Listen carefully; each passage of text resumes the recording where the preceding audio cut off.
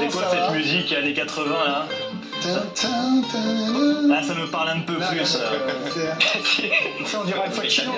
Facino, rendons mon match, hein, chacun à sa manière. Moi, c'est avec la coupe italienne. Allez, aujourd'hui, on va évidemment parler de ce PSG Inter Milan.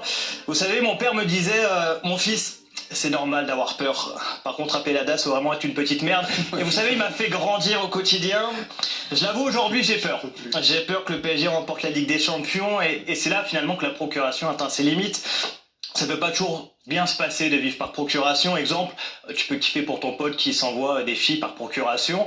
Sauf que le jour où c'est ton ex, eh bien la procuration atteint ses limites. Voilà, bah c'est pareil avec le PSG. Tu peux te régaler des éliminations à gogo, des éliminations incompréhensibles, mais le jour où ils sont en finale, eh ben tu l'as un peu mauvaise. Et oui, moi je parle de procuration. Et j'ai pas honte, je vous le dis, vous m'entendrez jamais dire il faut supporter tous les clubs français, le foot doit être une fête, ou alors que c'est que j'ai signé à France Inter et que ma vasectomie s'est bien passée. Mais quand même, si tu veux supporter la France, je vous le dis, hein, y a l'équipe de France qui est fait pour ça, donc laisse-moi tranquille finalement. Hein. Pour moi, et je sais que c'est un débat ici, le clubisme c'est normal, c'est sain même, j'ai envie de vous dire. Tu peux pas être content pour tout le monde tout le temps, ou alors t'es Yoann Ryu et c'est pas de tout repos, je vous le dis. Le clubisme c'est signe que la France devient un pays sérieux de football. Est-ce que tu crois que dans les autres pays, je sais pas, les Milanais vont supporter les Interistes, que les supporters de Valence supportent le Real? Ils supportent déjà pas les étrangers. Personne dans les grands pays de foot ne supporte un autre club que le sien. Mais les grands joueurs, d'ailleurs, les grands joueurs qui ont joué des grandes compétitions vous le diront. Jérôme, sûrement que Vikash a dû t'en parler, mais il a dû des choses comme ça.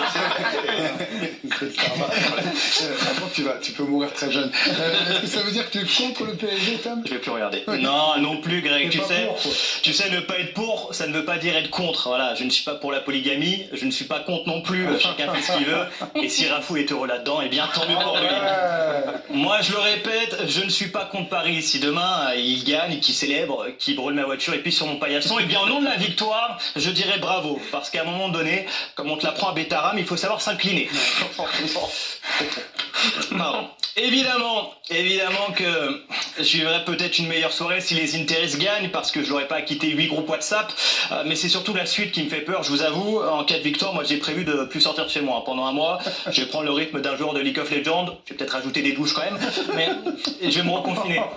Et je vais me reconfiner parce qu'un PSG avec une étoile, c'est un nouveau variant qui débarque. Voilà, faut éviter au maximum les contacts, parce que moi et mon club pourri, hein, qui a beaucoup de dettes, l'Olympique Lyonnais, désormais s'ils sont champions, quand je voudrais avoir des discussions avec des supporters parisiens, que j'aurai des bons arguments, une bonne analyse, et que le mec me répondra qu'est-ce qu'il connaît, t'as jamais soulevé le Coupe d'Europe, eh bien va falloir que je n'explose pas tout sur mon passage. Autant vous dire qu'avec l'accent du Sud ça m'énervait déjà un peu, là ça va faire beaucoup. Tu vas quand même regarder le match, c'est sûr. Ouais, je sais pas, j'ai peut-être regardé la chaîne L'équipe, puisque qui dit finale de Ligue des Champions dit énorme dispositif déployé, Greg. Non, de ça c'est qu'à ça savon sur la chaîne. Ah ouais, si vous commencez à faire des meilleures blagues que moi, ça va être compliqué hein, pour la chronique. Non, ouais, je pense que je vais quand même regarder le match parce que ça va être un bon match quand même avec deux équipes qui jouent. Et mercredi, je me suis envoyé Chelsea-Betis. Donc là, j'ai envie de regarder du football un peu. D'ailleurs, d'habitude, je vous donne le programme. Mais là, autant vous dire que s'il y a victoire du PSG, ce sera Roland-Garros. Au moins, je serai sûr de voir des Français me décevoir. Ça fera du bien. Avant de partir, quand même, j'aimerais, et là, pas de blague, avoir l'avis de grands joueurs qui ont vécu des grands moments comme ça. Alors, Jérôme, peut-être que tu as déjà posé la question à Vikash. Je me permets marrant de la reposer. Vikash, comment on prépare une finale de Ligue des Champions comme en 2005? Ben, on la prépare comme les autres matchs, sauf que c'est pas le même match. Okay. Mais c'est tout pareil. Et comment c'est de se préparer à un match où on joue 0 minutes dedans? On prépare comme tous les autres en espérant qu'on va jouer. Au moins t'as pas eu à payer ta place, c'est déjà ça. Allez, passez un bon week-end tout le monde quand même. Allez tout le monde. On en a fait des débats sur le club.